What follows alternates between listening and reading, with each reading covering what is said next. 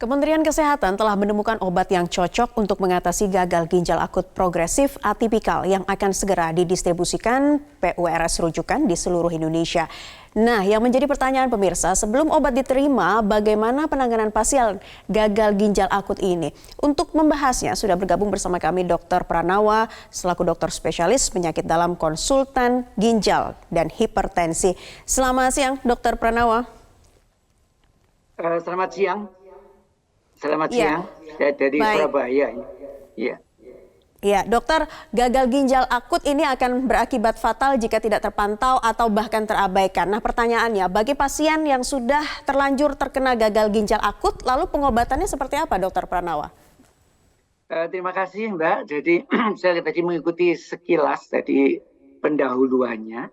Jadi obat antidotum itu bukan untuk gagal ginjal akutnya, tapi sebagai obat untuk intoksikasinya.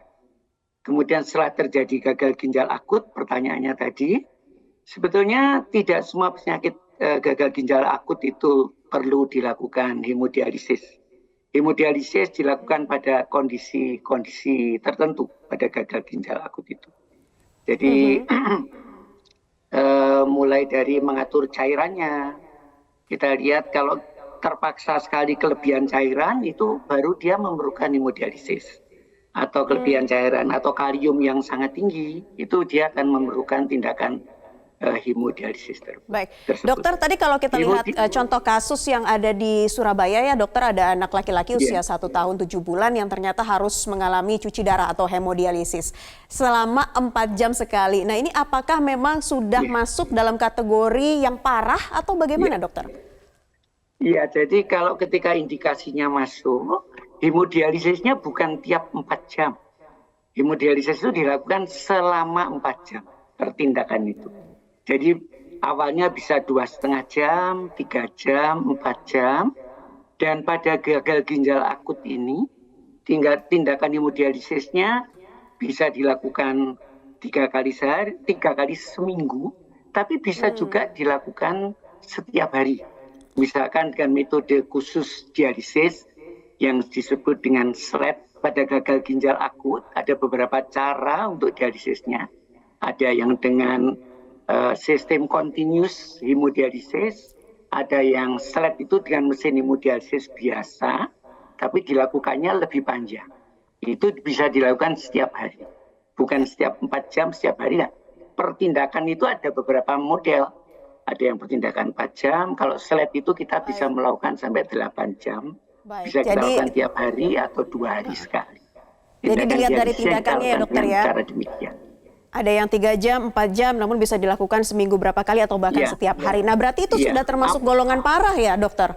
Ya, jadi kita melakukan dialisis pada yang saya sebutkan tadi, pada orang-orang yang sudah memang ada indikasi untuk dilakukan hemodialisis.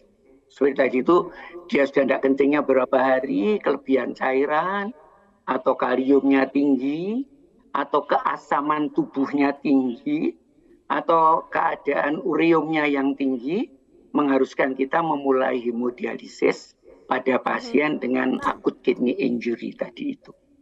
Pada kondisi yang sudah masuk indikasi, kita lakukan hemodialisis pada pasien tersebut.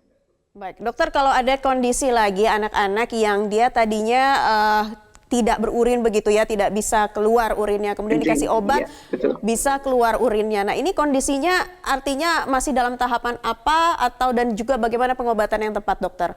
Iya, jadi gagal ginjal akut atau sebetulnya terminologi yang kita pakai adalah acute kidney injury, yang kita belum terjemahnya, kita belum tahu bagaimana. Tidak semuanya gagal, itu ada tiga stage, tahap 1, 2, 3 ringan, sedang, berat.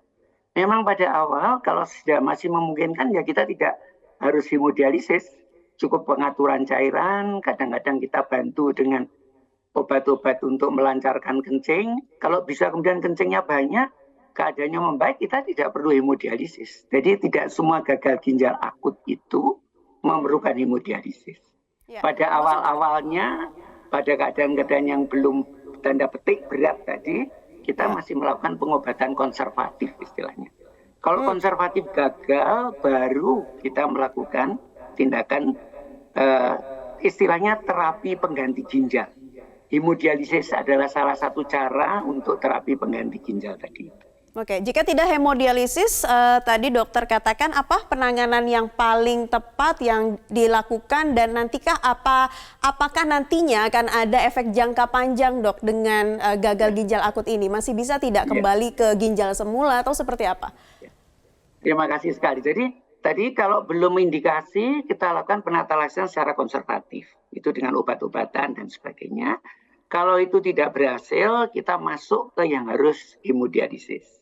Pertanyaan yang menarik sekali tadi setelah hemodialisis bagaimana? Kalau kemudian kita bisa menangani dengan baik, kemudian penyakitnya bisa teratasi, orang yang gagal ginjal akut ini seperti pertanyaan pertama tadi, tidak harus selamanya cuci darah kalau dia sembuh. Jadi untuk pasien yang menjalani hemodialisis tidak semuanya harus setiap sekali harus cuci darah terus, tidak. Jadi beberapa pasien gagal ginjal akut atau akut kidney injury itu sebagian bisa sembuh. Sembuh seperti sedia kala, reversible. Tapi memang beberapa yang tadi dikatakan tadi yang meninggal itu yang memang kondisinya buruk, kemudian tidak tertolong, memang ada yang kemudian meninggal. Nah di antara itu memang ada yang sembuhnya tidak sempurna. Yang ginjalnya tetap ada injurinya. Ini yang mungkin ini yang di kemudian hari dia memerlukan penata laksana hemodialisis yang berkesinambungan yang itu. Tapi gagal ginjal akut sendiri pada dasarnya tidak semua harus cuci darah terus. Jadi jawabannya tadi apakah harus cuci darah terus? Tidak harus semuanya demikian. Banyak sekali orang yang bisa cuci darah beberapa kali, ginjalnya berfungsi kembali, dia menjadi sembuh seperti sedia kala. Baik, jadi banyak juga pasien yang sembuh dan ginjal berfungsi kembali seperti normal kembali begitu. Nah dokter, ini tentu menjadi semacam pengetahuan bagi kita bersama untuk kemudian mengenali gejala dan jangan sampai ada terlambat penanganan untuk pasien gagal ginjal akut. Terima kasih dokter spesialis konsultan ginjal dan hipertensi, Dr. Pranawa sudah bergabung di kesempatan Newsline kali ini. Salam sehat dokter.